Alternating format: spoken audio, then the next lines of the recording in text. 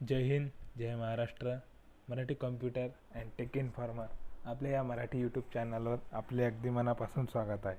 चॅनलला लाईक करा, सबस्क्राईब करा, शेअर करा आणि सर्वात महत्त्वाचं म्हणजे बेल आयकॉनला देखील ऑन करा, जेणेकरून आपल्या चॅनलवर येणारे सर्व व्हिडिओज आपणाला लवकर बघायला मिळतील. सॉफ्टवेअर म्हणजे काय? सॉफ्टवेअर म्हणजे संगणकासाठी तयार केलेला प्रोग्राम आणि रूटीन किंवा इलेक्ट्रॉनिक डिव्हाइससाठी प्रोग्राम मटेरियल ज्यामुळे ते चालू होते त्यालाच सॉफ्टवेअर असे म्हणतात.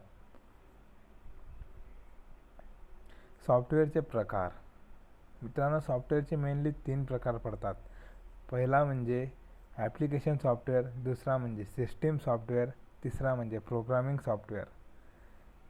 आपल्याला स्क्रीनवर दिसतच असेल ॲप्लिकेशन सॉफ्टवेअरचे जे एक्झाम्पल आहे तो आहे इथं साईडला दिसत असेल पॉवर पॉईंट. त्यानंतर सिस्टीम सॉफ्टवेअरचा इथं दिसत असेल विंडोज. प्रोग्रामिंग सॉफ्टवेअरचा दिसत असेल जावा. तर हे काय मित्रांनो, ॲप्लिकेशन सॉफ्टवेअर सर्वात आधी मी तुम्हाला सांगतो.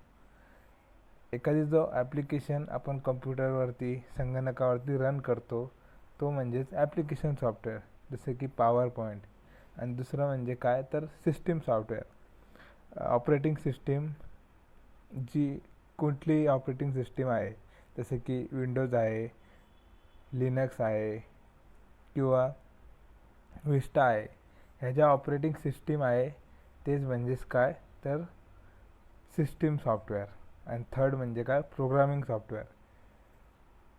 प्रोग्रामिंग सॉफ्टवेअर म्हणजेच काय तर एखादा सॉफ्टवेअर बनवण्यासाठी आपण प्रोग्राम तयार करतो त्यासाठी तो लागणारा सॉफ्टवेअर म्हणजेच प्रोग्रामिंग सॉफ्टवेअर.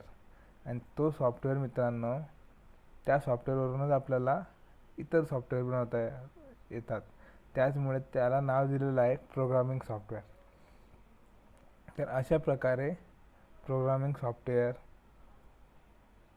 आपण बघितला. त्यामध्ये काय त्याचे एक्झाम्पल कुठले कुठले? जावा, नोटपॅड, C++, इतके त्याचे एक्झाम्पल आहे. अशा प्रकारचे बरेचसे एक्झाम्पल आहे मित्रांनो. तर मेनली आपण सॉफ्टवेअरमध्ये 3 प्रकार लक्षात घेतले: ॲप्लिकेशन सॉफ्टवेअर, सिस्टीम सॉफ्टवेअर आणि प्रोग्रामिंग सॉफ्टवेअर. सॉफ्टवेअरचा उपयोग.